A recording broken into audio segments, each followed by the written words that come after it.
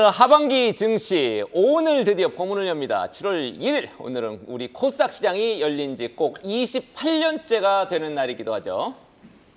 네, 그래서 오늘 이 시간은요. 특집 코스닥 시장 출범 28주년, 부디 2분기의 부진함을 딛고 반등해주길 바라는 마음을 담아 오늘 이 시간 한번 준비해봤습니다. 자, 올해 하반기 코스닥의 반등 주도 섹터는 어떤 섹터가 되고 또 어떤 종목이 될지 미리 조망해보고 투자 전략 세워보는 시간입니다. 오늘 이 시간 세 분과 함께 할게요. 유한타증권 손현정 연구원, 에이블에셋 유강희 대표, 한국경제TV 신인규 기자와 함께하겠습니다. 세 분 어서 오세요. 안녕하세요. 안녕하세요. 자, 먼저 코스닥 28년의 역사 한눈에 볼 수 있도록 정리한 내용이 있죠. 네, 연도별 시총 1위는 어떤 기업이 차지했는지, 또 지난해부터 올해 상반기까지 어떤 섹터와 종목이 코스닥 순위를 주도하고 있는지 살펴보겠습니다. 이은 캐스터입니다. 코스닥 지난 1996년 개장 이후 올해로 28주년을 맞이했습니다.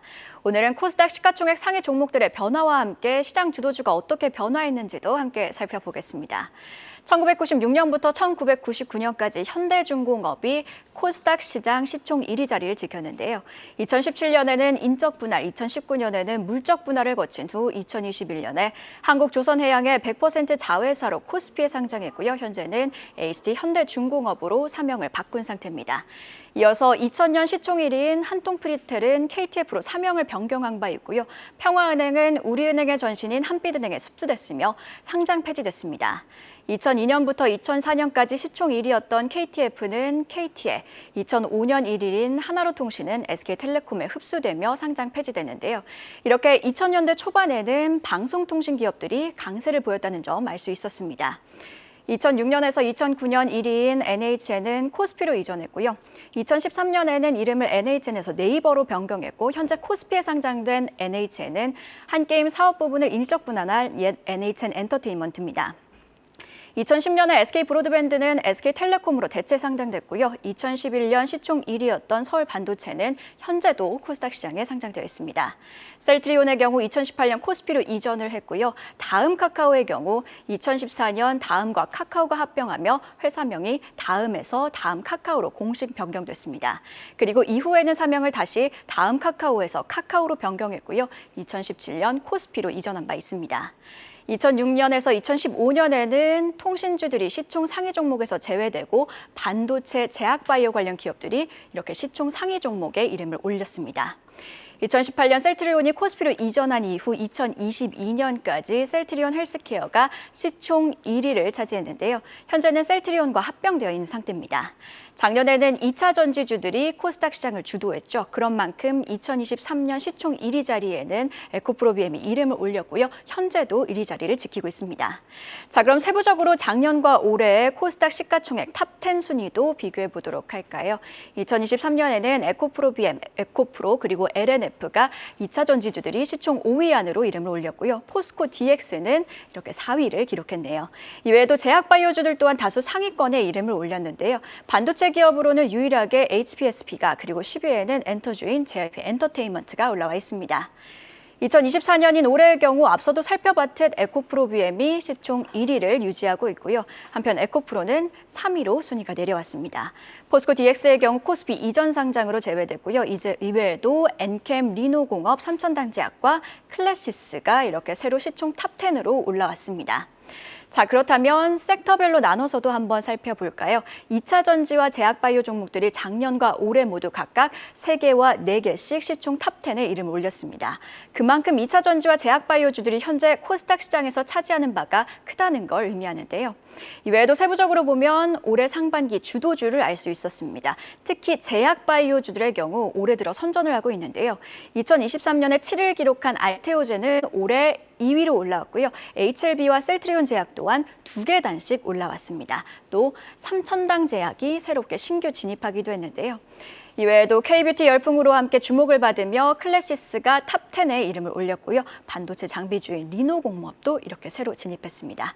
자, 관련주들 하반기에도 이런 흐름을 이어갈 수 있을지 관심이 갑니다. 이렇게 코스닥 시가총액 상위 종목들의 변화 함께 살펴봤습니다. 네, 1996년 현대중공업부터 올해는 주가가 좀 하락했는데도 불구하고 에코프로비엠 1등을 했죠. 직전까지 셀트리온 막 달렸었습니다. 코스닥을 주도한 시총 상위 기업들 알아봤습니다. 2023년부터 4년 상반기까지 시총 순위 10위권에 제약바이오 4개 종목씩 자리를 하고 있었습니다. 네, 맞습니다. 현재 알테오젠이 시총 2위로 HLB가 시총 4위로 삼천당제약이 시총 8위로 올라온 상황입니다. 2차 전지의 공백을 제약바이오가 좀 메꿔주면서 바이오주들의 순위 상승이 돋보이는 모습이었는데 여기에다가 K뷰티 열기를 타고 새롭게 진입한 클래시스도 눈에 띄었습니다. 오늘 여기에 대해서 좀 자세하게 얘기를 나눠볼 텐데요. 그 전에 코스닥 전망부터 간단하게 들어보겠습니다. 자, 신인규 기자, 28년 동안 달려온 코스닥 시장입니다. 우리가 30주년이 아니라 28주년을 지금 기념하고 있죠, 오늘. 자, 올해는 상당히 다사다난했고 코스닥은 조금 떨어졌단 말이죠. 네. 올해 상반기만 놓고 보면. 현재 상황을 통계로 분석해 보면 코스닥에 약간의 위기 신호가 있다, 이런 분석이 나온다고 하는데 어떤 내용입니까? 맞습니다. 일단 코스닥 상승률이 상반기에 부진했죠. 이 연초 대비 상반기에 코스피는 5% 가까이 상승한 반면 이 코스닥은 3% 하락했습니다.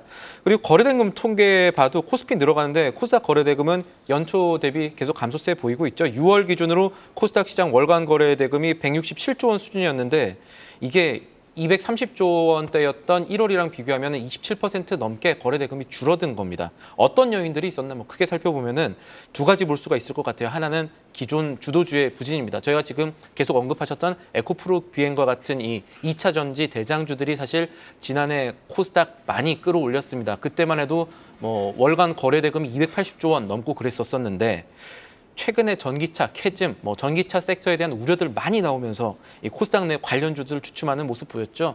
시총 1위 에코프로 BM 잠깐 보겠습니다. 이 시총, 예. 그래도 시총 1위예요. 네, 다른 그래도 게 얼마나 합니다. 부족했는지를 우리가 알 수 있을 것 같아요. 같이 봐야겠죠. LLM프도 그렇고 여러 가지 조금 코스닥 부분에서 2차 전지 다 힘들었었는데 주주분들 가운데 속타는 분들 많이 계실 겁니다. 이 주가도 그렇지만 증권가가 전망한 올해 에코프로 BM 영업이익 컨센서스 평균 전망치가 1,100억 원 정도 됩니다. 지난해랑 비교하면 어떻게 되느냐? 8분의 1 정도로 줄어든 겁니다. 이게 단적인 예가 될 것 같고 또 하나는요. 개인 투자 비중이 70%대 정도인데 지금 코스닥 같은 경우는 원래 80%였다가 최근에 코스닥 재미없다 이러면서 조금 빠져나간 게 분명히 있습니다. 이런 개인 투자 비중 높은 코스닥 특성상 개인들이 쉽게 말해서 국장에 조금 실망감을 보이고 해외 증시로 떠나는 환경이 지금 마련된 건데 이런 환경이 어떤 결과 가져왔나 보면은 올해 상반기 개인 투자자들이요. 미국과 일본 증시에 상반기에 11조 원 투자했습니다. 같은 기간 한국 증시에서는 7조 원의 돈이 개인으로부터 빠져나갔거든요.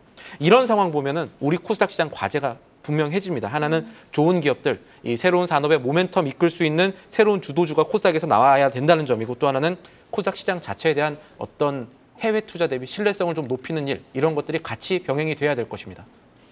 네, 그렇다면은 유광희 대표께서는 코스닥 하반기 전망 좀 어떻게 보고 계십니까? 네, 앞서서 상반기 정리를 잘 해주셨는데요. 기본적으로 코스닥 같은 경우는 2차 전지랑 바이오에 집중되어 있기 때문에 이 부분들을 좀 보셔야 될 것 같습니다. 아무래도 상반기에는 말씀하신 것처럼 회전율이랑 거래 대금이 좀 많이 하락을 하는 모습을 보였는데 저희가 거래 활력을 측정을 할 때 회전율과 거래 대금을 좀 많이 보는 편입니다. 코스닥 회전율 같은 경우에 1월 달에 50.71%에서 6월 달에는 30.2%로 하락을 했는데 이 수치가 2017년 10월 이후 가장 낮은 수치라고 보시면 될 것 같습니다. 하반기 같은 경우에는 코스피 중심의 상승은 이어지겠지만 개인적으로는 2차 전지에 대한 회복도 좀 기대해 볼 수 있지 않을까라는 생각을 하고 있는데요. 결국에는 저희가 코스닥이 상승을 하기 위해서는 전기차 판매가 어느 정도 증가를 해야 되고 그 부분에 영향을 받으면서 2차 전지 수요가 좀 증가해야 되는 부분이 있어야 된다고 생각을 하는데 최근에 미국 전기차 4월 신차 등록 대수가 14% 정도 증가를 했는데 최근에 저가형 전기차 보급이 많이 늘어나고 있습니다. 이런 부분들을 저희가 좀 감안을 했을 때 하반기로 갈수록 판매량 증가를 좀 기대해 볼 수 있는 부분이 있을 것 같고요.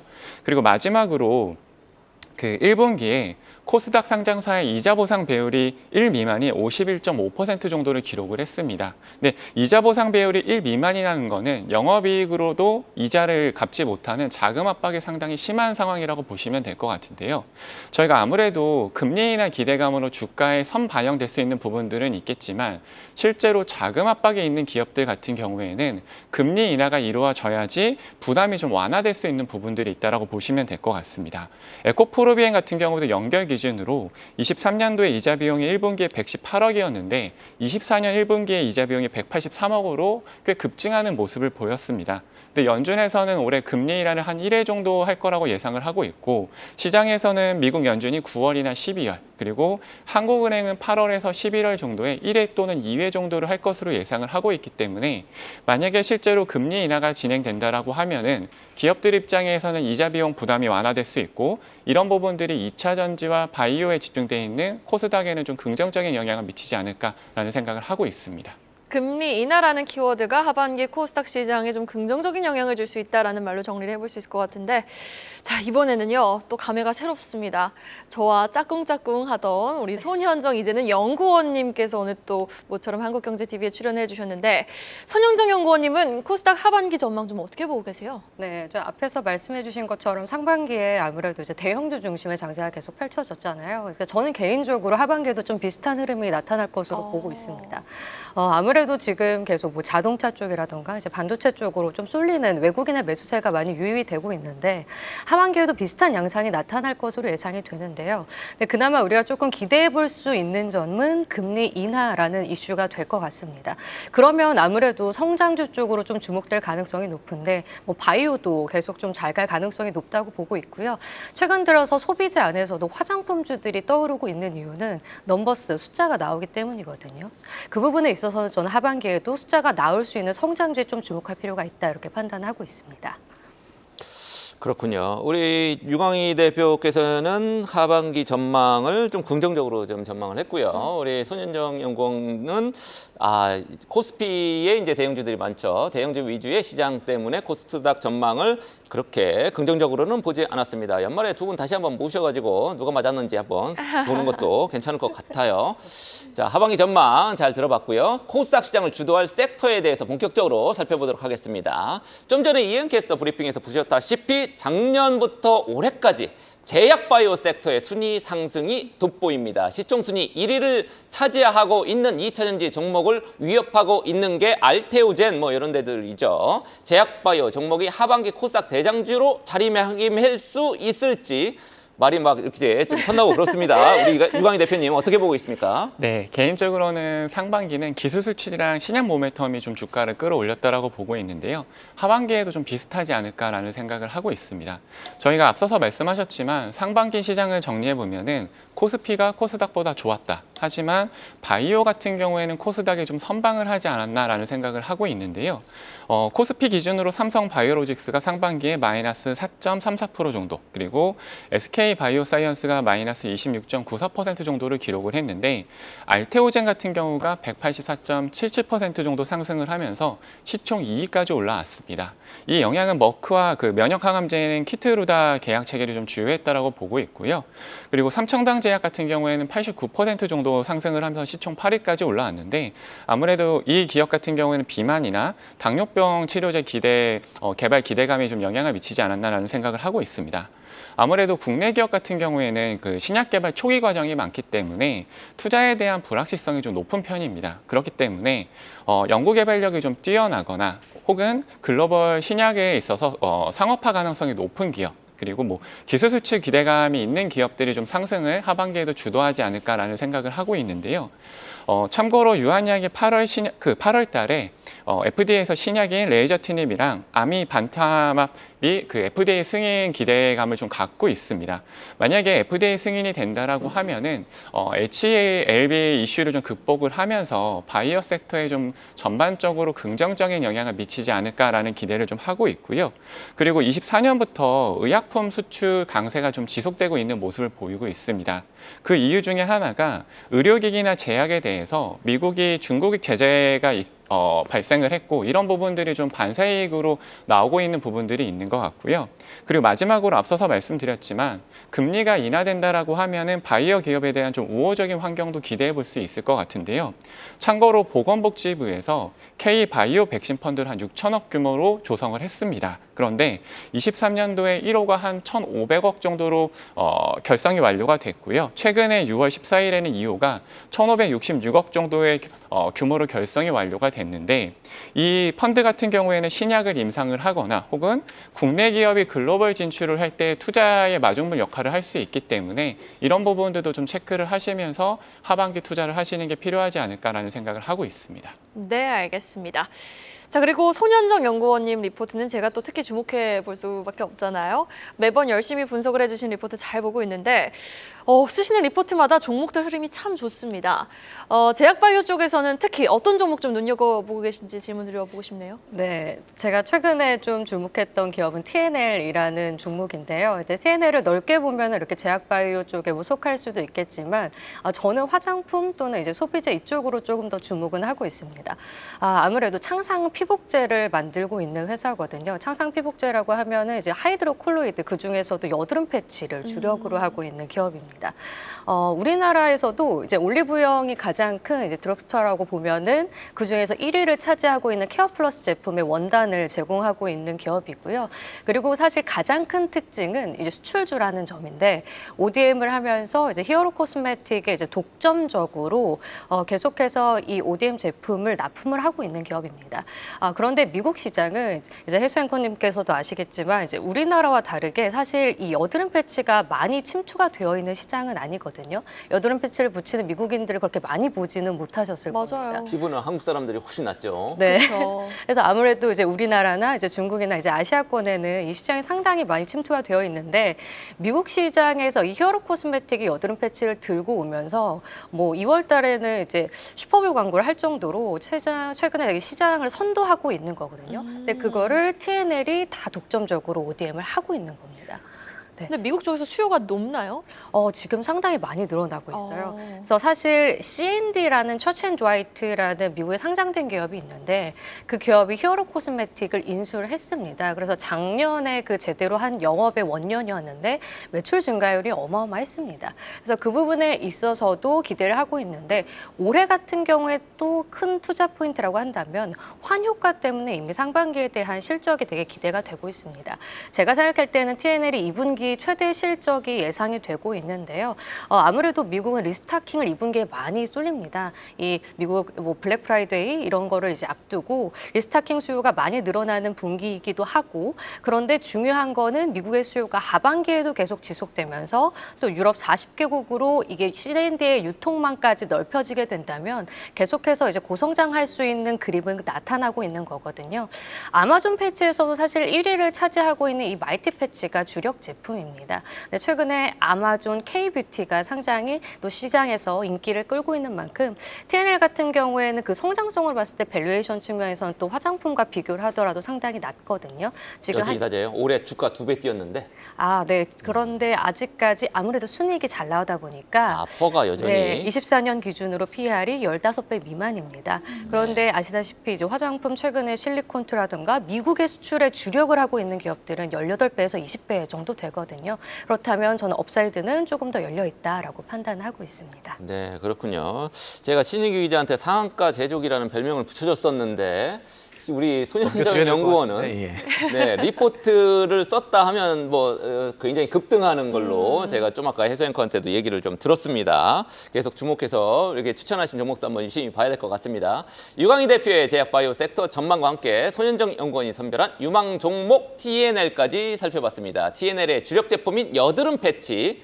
미국 시장을 달구고 있다 이렇게 전해주셨는데요. 미국 시장에서 올 상반기에 K뷰티 열기 아주 뜨거웠죠. 네, 맞습니다. 올 상반기 또 K뷰티 열기가 뜨거웠는데 이번엔 또 미국 시장 활로 개척에 대한 기대감 속에 K뷰티에 좀 제대로 불이 붙은 모양새니까요. 관련 종목들 하반기에도 추가 상승 여력을 또 얼마나 뿜어낼 수 있을지 여부 한번 주목해 보시면 좋을 것 같습니다. 자, 다음 질문 한번 드려보도록 하겠습니다. 이 하반기에도 K 뭐 뷰티 같은 미용기기 쪽, 뭐 이쪽도 좀 호조세를 보여줄 수 있을지 좀 궁금하네요. 네, 저는 개인적으로는 상반기를 잠깐 정리하면은요. 임의용기기 같은 경우에는 사모펀드가 임의용기기 인수한다는 이슈들이 나오면서 좀 변동성이 큰 장세가 이루어지지 않았나라는 생각을 하고 있습니다. 이런 이슈는 좀 하반기에도 이어질 수 있다라고 보고 있고요. 여기에 더해서 좀 실적이 중요한 영향을 미치지 않을까라는 생각을 하고 있는데요. 참고로 22년도에 베인캐피탈이 클래시스를 인수를 했었고 23년도에는 한앤컴퍼니가 루트로닉을 인수를 했었는데 올해 들어와서는 칼라이 그룹이나 아니면 로키메드 같은 경우가 제시스 메디컬 인수를 검토 중이다 뭐 이런 이야기들이 나오면서 좀 최근에 급등하는 모습을 보였었습니다. 개인적으로는 이렇게 사모펀드가 임의원기기에 좀 관심을 갖는 이유는 앞서 설명드렸던 바이오 같은 경우에는 신약 개발들이 있어야지 좀 실적이 개선되는 모습들이 있다라고 하면은 이런 임의원기기 같은 경우에는 안정적인 수출과 그리고 실적 성장 가능성이 있기 때문에 사모펀드들이 좀 관심을 갖는 게 아닌가라는 생각을 하고 있는데요. 이제 화장품으로 넘어간다라고 하면은 23년도, 24년도에 우리나라 화장품 상당히 잘 팔리고 있는 상황입니다. 크게 우리가 3대 수출국이라고 하면 중국과 미국 그리고 일본을 볼 수 있는데요.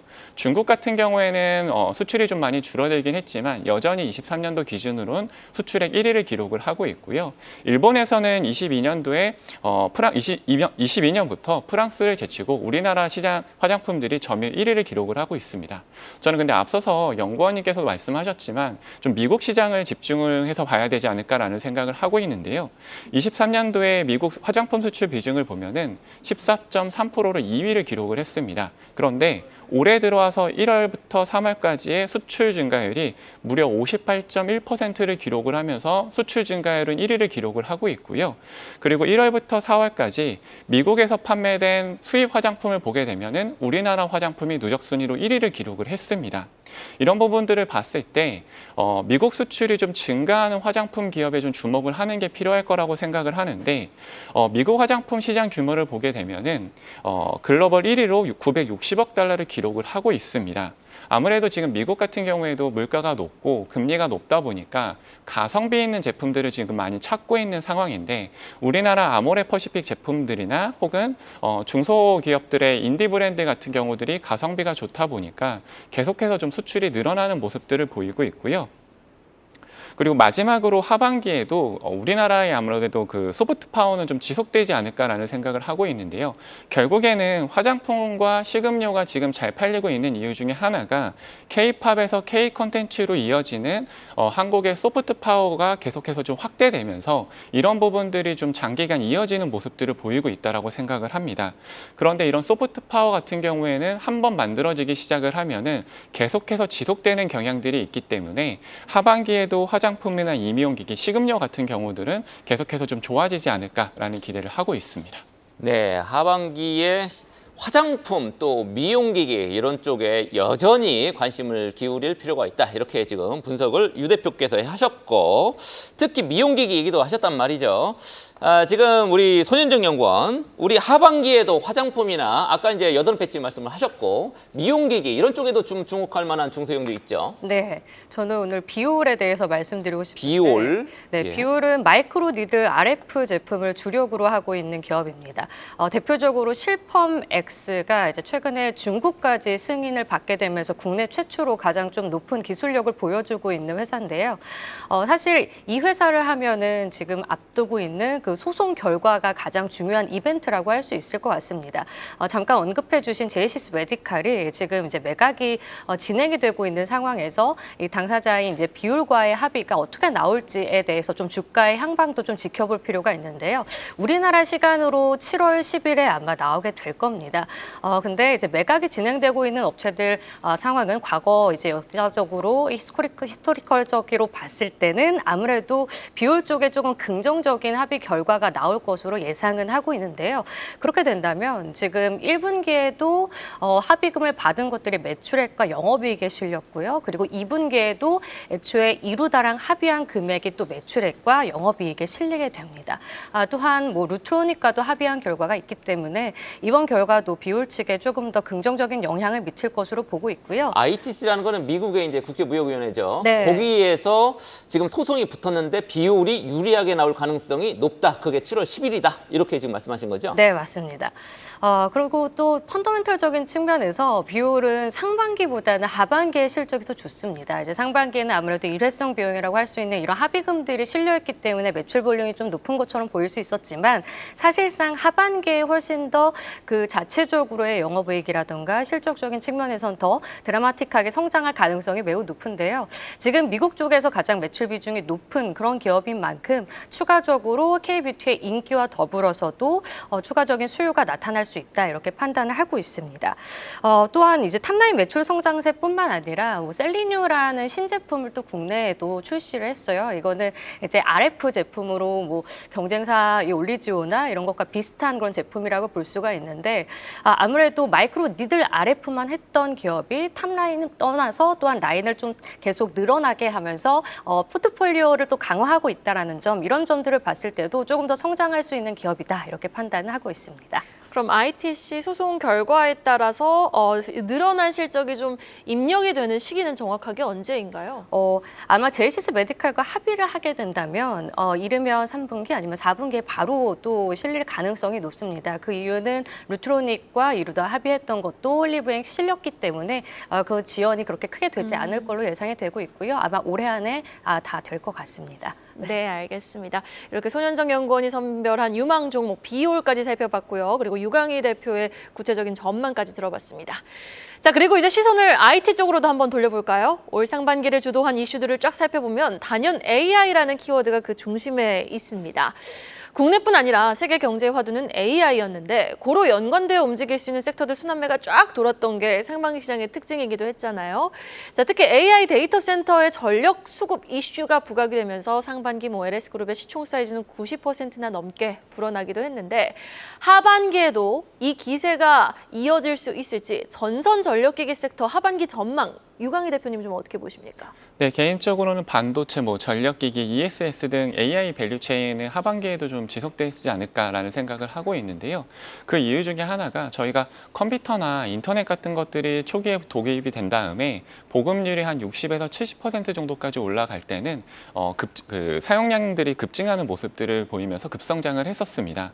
근데 최근에 챗 GPT 사용률 같은 경우에는 40% 정도고 수익화 비중이 5%이기 때문에 5% 정도를 기록을 하고 있는데요. 이런 것들을 참고를 했을 때 현재 챗 GPT는 도입기에서 성장기로 좀 넘어가고 있지 않나라는 생각을 하고 있습니다. 그런데 챗 GPT에서 1회 검색을 했을 때 전력 소비량이 구글 1회 했을 때 전력 소비량이 한 10배 정도를 기록을 한다라는 것들이 이야기가 나오고 있는데 이렇게 되면서 챗 GPT가 확산이 될수록 전력 수요가 좀 증가가 지속될 수 있는 부분들이 있을 것 같습니다.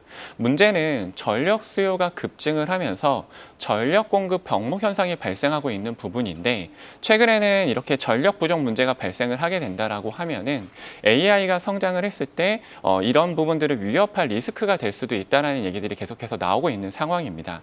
참고로 2030년 정도가 되면은 전 세계의 데이터 센터 전력 소모량이 인도 국가 전체의 전력 사용량을 추월할 수 있다는 보고서들도 나오기 시작을 했는데요. 저희가 기후변화에 대응을 하기 위해서 재생에너지를 좀 확대를 하고 있는데 아무래도 이런 재생에너지 같은 경우에는 한계점들이 분명히 있습니다. 그렇다 보니까 ESS 시장이 좀 성장을 하는 부분들도 있고 아직까지는 SMR이 신규 기술들이 확인이 되기 전이기 때문에 이런 부분들이 확인되기 전까지는 그 과도기에서 천연가스 사용량이 증가할 수 있겠지만 결국에는 좀 원자력 발전에 대한 것들로 넘어가지 않을까라는 생각을 하고 있는데요. 실제로 미국에서는 원자력 발전법이 초당적으로 최근에 통과를 했고 영국과 프랑스도 탈원전을 선언을 했기 때문에 이런 부분들이 계속해서 좀 시장에서 이슈가 되지 않을까라는 생각을 하고 있고요. 탈원전을 선언했다가 이제 복귀를 하는 거죠. 회귀하는 거죠. 네. 원전으로. 네, 죄송합니다. 네. 복귀를 하고 있고요. 그리고 MS나 아마존 같은 경우에도 AI에 투자를 하면서 아리백 등 탄소 규제를 준수를 하겠다라고 발표를 하면서 원전에 대한 관심들이 계속해서 높아지고 있는 상황입니다. 거기에 저희가 이제 7월 달이 되면은요. 체코 원전 30조 원 규모의 발표가 예정되어 있기 때문에 만약에 팀코리아가 선정이 된다라고 하면은 전반적으로 시장에 또 긍정적인 영향을 한 번 더 미치지 않을까라는 기대를 좀 하고 있습니다. 제발 우리 팀코리아가 선정되기를 기원을 하겠습니다. 네, 그러면서 하반기에도 여전히 우리 전력기기라든지 전선 이쪽에는 관심을 가질 만하다 이렇게 이제 전망을 해주셨습니다. 정말 스치기만 해도 급등 이란 말이 있을 정도로 전기 전력에 관한 종목 상반기에 관심을 모았습니다. 그 중에서도 변압기 전문 제조업체 재룡전기가 올 들어서 주가가 4배 넘게 뛰었다고 합니다. 지금 요게 이제 달리는 말이라고 얘기할 수도 있겠지만 요 굉장히 용기가 필요하죠. 달리는 말에 올라타려면 우리 항상 이렇게 우리가 들어가면 그때가 이제 꼭지다 이런 얘기도 이제 우리가 심심치 않게 할 수밖에 없는데 손현정 연구는 어떻게 보십니까? 재룡전기에 관해서는 어떻게 보십니까? 네, 그러니까 일단 먼저 이 전력기기 펀더멘탈적인 측면에서는 저도 슈퍼사이클의 초기 국면이기 때문에 굉장히 긍정적으로는 보고 있는데 재룡전기에 국한돼서 말씀드리면 제가 3월에 리포트를 발간하고 나서 말씀해 주신 대로 굉장히 많이 올랐습니다. 그렇기 때문에 저는 지금 신규 매수로 접근하기엔 당연히 부담스러운 자리다라고 설명은 드리고 있는데요. 이 재룡전기는 아무래도 가장 퓨어한 배전 변압기 업체이기 때문에 온전히 수혜를 받았던 업체입니다. 사실 HD 현대일렉이나 아니면 뭐 효성중공업이나 이런 기업들은 송전 변압기를 하는 업체고요. 이미 이제 HD 현대일렉은 PER 기준으로도 20배를 넘어서기 때문에 다른 해외 피어랑 비교를 했을 때도 키높이가 거의 다 맞춰진 상황입니다. 그런 면에서 재룡전기는 상대적으로 투자하기에 굉장히 좋았던 그런 기업이었는데요.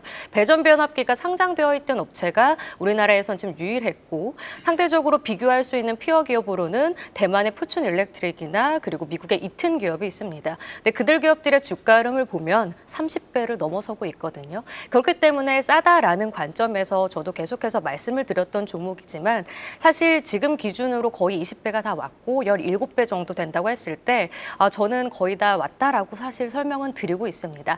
다만 업사이드가 있다면 추가적인 펀더멘탈적 측면에서 이 자체적으로 뭔가의 모멘텀이 필요하다라고 설명은 드리고 있는데요. 그게 아마 실적이 될 것으로 보입니다. 근데 2분기 실적을 일단 말씀을 드리면 저는 단기적으로는 일단 긍정적으로는 보고 있습니다.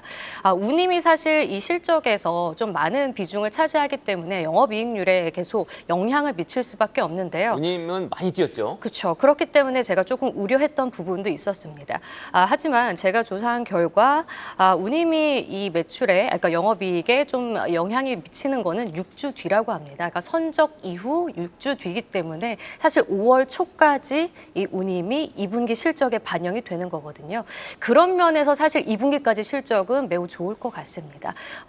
이 영업이익률이 재룡전기는 정말 압도적이거든요. 거의 40%에 달합니다. 그런 점에 있어서 이제 계속 싸다라는 측면에서 접근할 수 있지만 매출 볼륨 자체가 약간 2천억 원대까지밖에 연간에 되지 않는다라고 판단을 했을 때는 저는 키높이가 거의 다 이제 키 맞추기가 됐다라고 판단을 하고 있고요. 말씀드린 것처럼 우리가 생각하는 수요가 뭐 예를 들어서 AI 데이터 센터의 수요가 더 폭증하거나 그게 숫자로 나타나고 말씀해 주신 뭐 원전이라던가 전력원의 증가가 수요로 이루어지면서 전력망의 수요가 더 극대화됐을 때는 그때는 한 번 더 퀀텀 점프를 뛸 수 있다라고 판단을 하고 있습니다.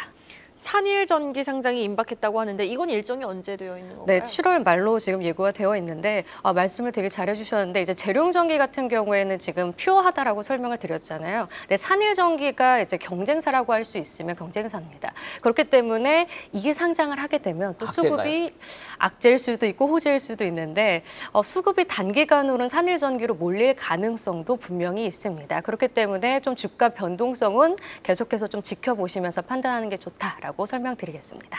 네, 알겠습니다. 재룡전기 또 3월 달에 리포트를 쓰시고 나서 주가 굉장히 많이 급등했는데 이제는 좀 보유자의 영역이다라는 말로 정리를 해볼 수 있을 것 같습니다. 이렇게 전기 전력 설비 산업에 대한 유강희 대표의 전망과 함께 손현정 연구원의 구체적인 종목 재룡전기 항만까지 살펴봤고요. 자, 그럼에도 코스닥 시장 지금 기대가 큰 만큼 우려도 상존하고 있습니다. 자, 그렇다면 코스닥 시장 투자에 참여하고 있는 개인 주주분들이 궁극적으로 지금 꼬집고 계시는 가장 필요한 개선책은 무엇인지 궁금합니다. 신인규 기자님이 또 내용을 정리해 주셨다고요. 네. 일단 실적이나 전망들 잘 연결해 보면 코스닥 기업 안에도 이 진흙 속의 진주 같은 기업들이 분명히 있습니다. 이제 문제는 그런 기업들 우리가 미리 알아보고 이제 개인들이 투자를 해도 주가가 너무 오래 눌려 있다는 불만들이 있는 것이거든요. 상속 때문에 부동산 같은 자산 가치를 몇십 년 전 기준으로 잡아놓은 기업들도 사실 있고요, 코스닥 안에.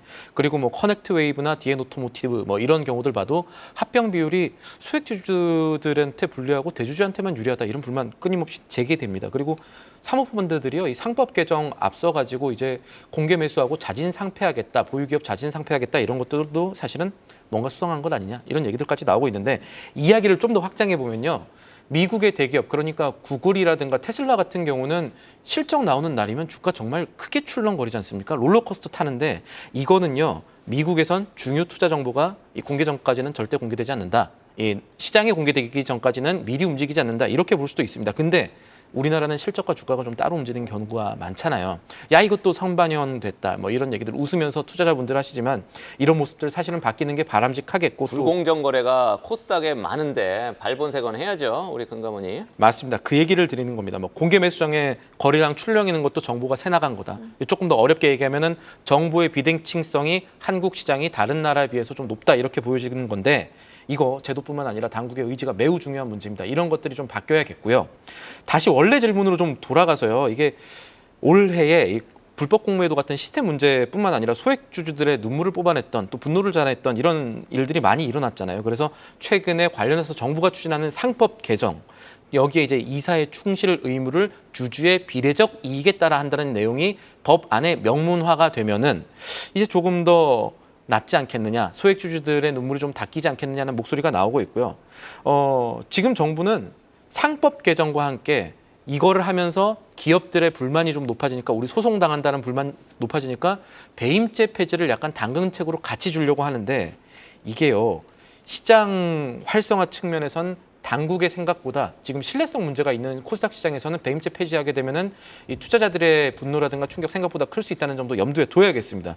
그리고 이번 특집 준비하면서 이 소액주주 연대분들, 뭐 액트 플랫폼, 이 전자 플랫폼 준비하시는 분들이라든가 아니면 실제 코스닥 투자자분들 큰 손 작은 손 다 조금씩 들어봤는데 주말 사이에 공통되는 부분들이 있었어요. 일단 개인 투자자분들은 상장사와 같이 배임을 통해서 뒤로 회사 돈 빼는 쉽게 말하는 터널링이라고 불리는 행위들 요거 근절하기 위해서 당국 감시 처벌 더 강화돼야 된다. 아까 드렸던 말씀이지만 사실 요게 먼저다. 이런 목소리가 높았고요.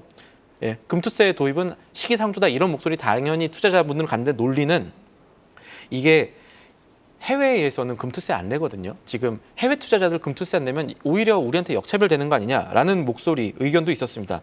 그리고 상속세 완화에 대해서는 투자자분들은 오히려 나쁘지 않다는 의견도 있었는데 이거는 상속세 때문에 주가 누르는 모습 많이 봤다는 거죠. 다만 선행 조건이 있을 건데 이것은 이 상속세 완화만 내는 게 아니라 주주 자본주의 관점에서 상법 개정이 먼저 돼야 된다는 겁니다. 이런 것들이 되어야 코스닥뿐 아니라 해외로 떠나는 우리 증시 투자자분들의 마음을 돌릴 수 있다라는 목소리들이 나오고 있습니다. 네, 주주의 비례적 이익을 집어넣는 상법 개정에 대해서도 이제 우리 신 기자가 설명을 했는데 이거는 이런 식으로 상법 개정하면은 사실 코스닥 시장에 소송 남발하고 조금 혼란을 가중할 수 있다. 이런 우려도 있다라는 점도 우리가 언론서 조금 지적을 해야 될 것 같습니다. 네, 맞습니다. 자, 오늘 이 시간 이렇게 특집 코스닥 출범 28년 유한타증권 손현정 연구원 에이블에셋 유가영희 대표 한국경제TV 신인규 기자와 좀 심도 있게 이야기 나눠봤습니다. 오늘 말씀 고맙습니다. 계속해서 다양한 경제 이슈를 알고 싶다면 구독과 좋아요, 알림 설정 부탁드립니다. AI 캐스터 권미정이었습니다.